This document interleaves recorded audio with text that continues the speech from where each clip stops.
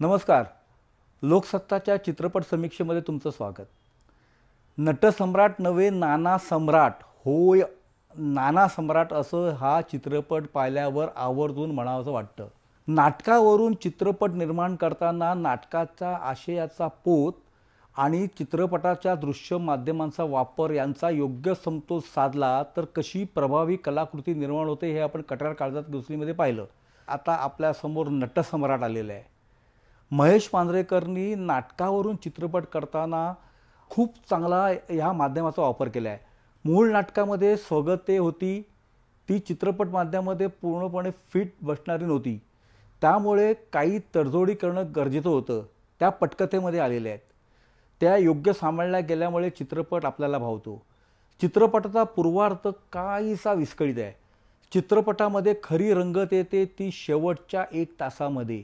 नाना पाटेकर या चित्रपटाचा एकूणच पडद्याचा आणि आप्पासाहेबांच्या व्यक्तिरेखाचा असा काही वापर करतो किंवा असा काही त्याच्यावर डॉमिनेट होतो की नानाचं संपूर्ण साम्राज्य आपल्याला पडद्यावर जाणवतं. नानाची प्रतिभा, आत्मविश्वास याचा योग्य प्रकारे वापर केलेला हा चित्रपट आहे. नानासाठी हा चित्रपट म्हणजे एक माइलस्टोन ठरलेला आहे. तर या चित्रपटात थोडासा दोष आहे. नटसम्राट नाटकामध्ये नाटक कलाकाराची स्वगते त्याची व्यथा सांगते.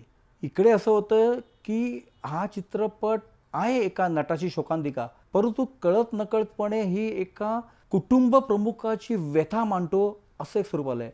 नानाला सर्व कलाकारांनी अतिशय चांगली साथ दिलेली आहे. नानाच्या पत्नीच्या भूमिकेत मेघा मांजरेकर आहे. मुलीच्या भूमिकेमध्ये मृण्मयी देशपांडेंनी अक्षरशः कमाल केलेली आहे. चित्रपटाची पूर्वप्रसिद्धी अतिशय चांगली झालेली असल्यामुळे चित्रपटाच्या आगमनाकडे आपल्या एकूणच मराठी समाजाचं, एकूणच मराठी संस्कृतीचं लक्ष लागलेलं आहे. चित्रपटाचा शेवट हा शोकांतिकेकडे जातो. तो कसा आहे तुम्ही पडद्यावर पाहाल तर अधिक उत्तम. या चित्रपटाला 3.5 स्टार.